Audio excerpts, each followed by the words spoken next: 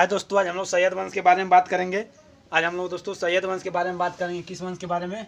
सैयद वंश। सैयद वंश सैयद वंश के बारे में बात करेंगे। छोटा सा टॉपिक है, दिखाई दे रहा है ना? देखिए थोड़ा सा मिला लें। सैयद वंश कहाँ तक दिखाई दे रहा है? इधर तक। और इधर देखिए कहाँ तक दिखाई दे रहा है? नीचे तक। अब दिखाई दे रहा है यहाँ तक। हाँ, यहाँ तक दिखाई दे रहा है। इधर सही है। तो हम लोग सैयद वंश के बारे में बात करेंगे दोस्तों। जो तुगलक वंश का जो अंतिम शासक था, तुगलक वंश का जो अंतिम शासक था कौन था? नसीरुद्दीन महमूद। नसीरुद्दीन महमूद की जो हत्या कौन करता है दोस्तों? तो नसीरुद्दीन महमूद की हत्या करके कौन शासक बन जाता है? तो खिज्र खां। और खिज्र खां जब शासक बनता है तो ये एक वंश की स्थापना करता है जिसका नाम होता है सैयद वंश। और सैयद वंश का जो संस्थापक कौन था? सैयद वंश का जो संस्थापक था सैयद वंश का जो संस्थापक था ये कौन था? खिज्र खां। खिज्र खां था। क्या नाम था इसका? खिज्र खां। और इसका जो सैयद वंश का संस्थापक, क्वेश्चन एक तो यहाँ से बनेगा कि सैयद वंश का संस्थापक कौन था? तो खिज्र खां था। कौन था? खिज्र खां। और इसने ही दोस्तों सैयद वंश छोटा सा वंश था, ज़्यादा लंबे समय तक नहीं चल पाया। दिल्ली सल्तनत में सबसे कम समय तक कोई वंश शासन किया तो ये सैयद वंश होगा। ये लगभग ये देखिए 1414 से लेकर के 1451 ईस्वी तक ही शासन कर पाया। लेकिन जो इस संस्थापक था खिज्र खां, ये भी लंबे समय तक नहीं शासन कर पाया। ये भी 7 साल केवल शासन कर पाया। खिज्र खां का जो शासन काल था वो 1414 ईस्वी से लेकर के 1421 ईस्वी तक ही शासन कर पाया। क्यों 21 शासन कर पाया? क्योंकि आप जानते हैं कि जो मोहम्मद बिन तुगलक जो वो था, किसका नाम था? जो गौरी का गुलाम था। गौरी का जो गुलाम था, जो अढ़ाई जिन का झोपड़ा बनवाया था, कुतुबुद्दीन ऐबक। कुतुबुद्दीन ऐबक भी एक, हम दिल्ली सल्तनत का वास्तविक संस्थापक नहीं कह सकते हैं, लेकिन दिल्ली की जो नींव रखा था कुतुबुद्दीन ऐबक ही रखा था। और कुतुबुद्दीन ऐबक ने ही, वो अभी लंबे समय तक नहीं शासन कर पाया, 6 वर्षों तक ही शासन कर पाया। 1206 से लेकर के 1210 में उसकी मृत्यु हो जाती है। वैसा इसके साथ भी घटना होता है, क्यों खिज्र खां ने 1414 ईस्वी में सैयद वंश का संस्थापक बनता है। सैयद वंश की स्थापना तो करता है 1414 ईस्वी में, लेकिन लंबे समय तक नहीं शासन चला पाता है। केवल 7 वर्ष तक ही शासन चला पाता है। और दिल्ली या जो तुगले जो वो था, जो कुतुबुद्दीन ऐबक था वो अभी एक सेनापति के रूप में ही कार्य किया और सिपाही सालार की उपाधि धारण किया था। वैसे ही यहाँ पर खिज्र खां भी एक दिल्ली सल्तनत का एक ऐसा शासक, एक ऐसा सुल्तान कह सकते हैं, एक ऐसा सुल्तान था जो सेनापति के रूप में कार्य किया। जो सेनापति के रूप में कार्य किया। सेनापति के रूप में कार्य किया कौन दोस्तों? तो ये दिल्ली सल्तनत का एक शासक था जिसका नाम था एक खिज्र खां। और ये सेनापति इसके रूप में कार्य किया, इकलौता शासक था, लंबे समय तक नहीं शासन कर पाता है। इसके बाद दोस्तों सैयद वंश में जो अगला सुल्तान बनता है, सैयद वंश में जो अगला सुल्तान बनता है उसका नाम था मुबारक शाह। मुबारक शाह, इसी का घराना का था मुबारक शाह।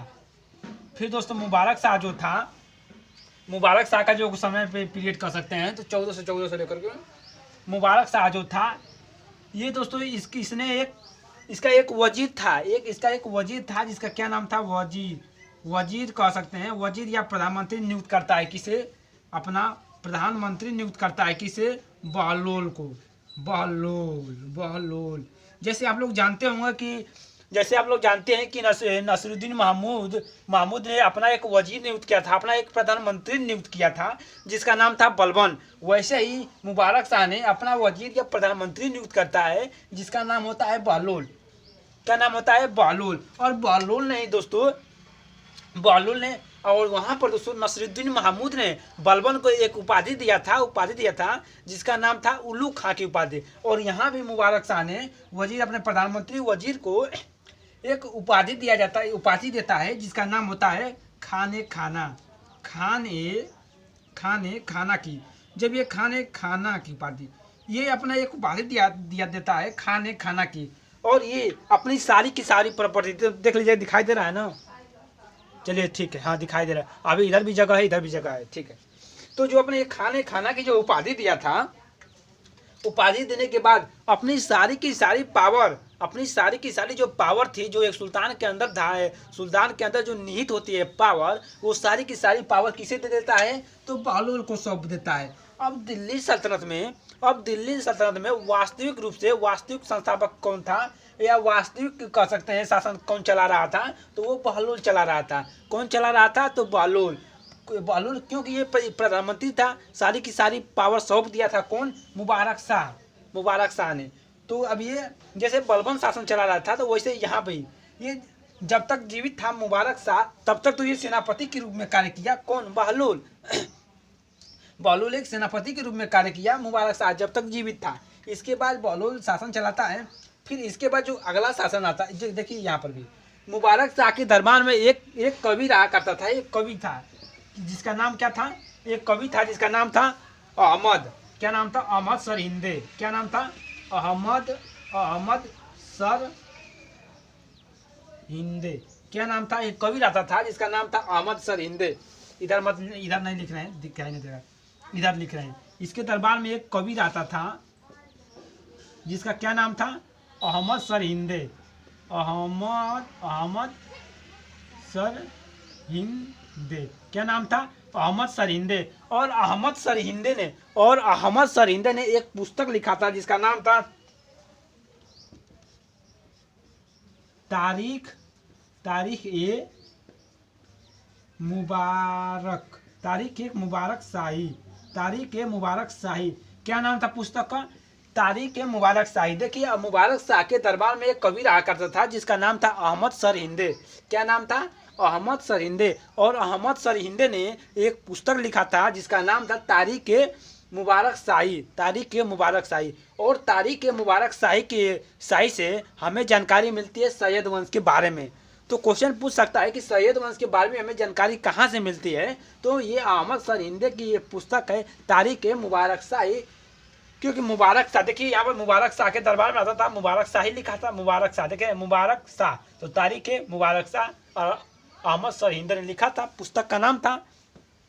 तो इसके बारे में यहाँ से जानकारी मिलती है। मुबारक शाह के बारे में जो अगला सुल्तान बनता है, मिटा देना, चलिए यहाँ पर लिख देते हैं। मुबारक शाह के बाद जो अगला सुल्तान बनता है ये सैयद वंश में, उसका नाम था मोहम्मद शाह।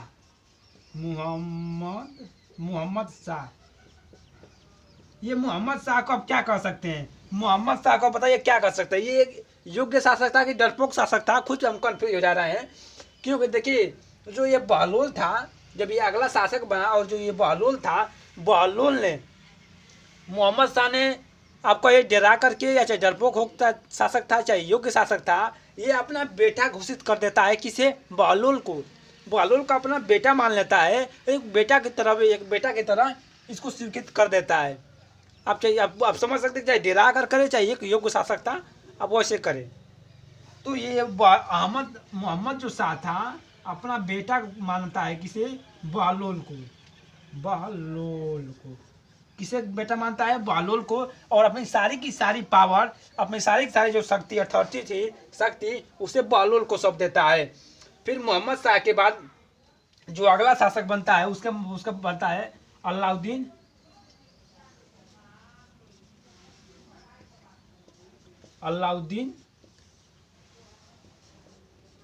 आलम शाह। कौन शासक बनता है? अलाउद्दीन आलम शाह। ये जो आलम शाह था, अलाउद्दीन जो आलम शाह था, ये मोहम्मद शाह के ही परिवार से संबंधित था। लेकिन ये क्या करता है कि ये अपना बहलोल को शासक नहीं मानता है, अपना सेनापति बहलोल को नहीं मानता है। जब नहीं मानता है तो ये भी बहलोल भी था। बहलोल एक अनुभवी व्यक्ति था। वो इनके दादा के यहाँ से वो शासन चलाता हुआ आ रहा था। और आप बीच में आकर के कह देंगे कि आप सेनापति के पद को छोड़िए, आप सेनापति नहीं रहेंगे, तो कैसे वो मानेगा बहलोल? ये खून का प्यासा था। तो ये जो अलाउद्दीन जो आलम शाह था, ये अलाउद्दीन आलम शाह ये बहलोल को सेनापति के रूप में नहीं स्वीकृत करता है, नहीं मानता है। इसलिए बहलोल ने, और सिंहासन भी नहीं छोड़ता है। बहलोल कहता है कि तुम सिंहासन छोड़ दो, तो ये सिंहासन भी नहीं छोड़ता है। इसलिए बहलोल इनकी हत्या कर देता है। किसकी? आलम शाह, अलाउद्दीन आलम शाह। ये जो बहलोल था, ये मुबारक शाह के शासन काल में एक अफगान मुल्क था। क्या नाम था? अफगान मुल्क का गुलाम था, अफगान मुल्क था। तो ये इसकी हत्या कर देता है। इसकी कौन करता है? हत्या कर देता है। और हत्या करने के बाद एक वंश की स्थापना करता है जिसका नाम था बहलोल। इसका नाम था बहलोल था। और एक वंश, नए वंश की स्थापना करता है दिल्ली सल्तनत में जिसका नाम था लोधी वंश। क्या नाम था? लोधी वंश। अब हम लोग अगला जो वीडियो बनेगा दोस्तों लोधी वंश के बारे में पढ़ेंगे। अगला जो हम लोग का टॉपिक होगा वो लोधी वंश के बारे में पढ़ेंगे। और लोधी वंश का जो ये दिल्ली सल्तनत में पहला जो वंश था अफगानी मूल था। अफगानी वंश का मूल का वंश था लोधी वंश, जो इसने स्थापना किया था बहलोल लोधी। अब बहलोल लोधी में हम लोग किसके किसके बारे में बात? इब्राहिम लोधी के बारे में बात करेंगे, बहलोल लोधी के बारे में, सिकंदर लोधी के बारे में बात करेंगे। अब यहीं से हम लोग का धीरे धीरे जब लोधी वंश खत्म होगा तो धीरे से आक्रमण होगा। ये भारत में मुगलों का आक्रमण होगा। किसका? मुगलों का। जो बाबर था, जो पहले कहाँ का, फरगना का जो शासक था बाबर, वो उज्बेकों से परेशान था। परेशान क्यों था? क्योंकि वहाँ पर उसे एक नीति द्वारा, तुलगमा नीति द्वारा खूब हराते थे। बाबर को खूब बचपन में हराया करते थे उज्बेक के लोग। तो उससे परेशान होकर भारत में जब आएगा बाबर, वही तुलगमा नीति अपनाएगा और किसे हराएगा? पानीपत के प्रथम युद्ध में 1526 ईस्वी में किसे हराएगा? ये लोधी वंश का शासनकाल था 1451 से लेकर के होगा आपका 1526 तक। तो इसी पानीपत के प्रथम युद्ध में हराएगा इब्राहिम लोधी को और भारत में पहला मुगल वंश की स्थापना करेगा बाबर। तो उसके बारे में हम बात अगले वीडियो में करेंगे। थैंक्स।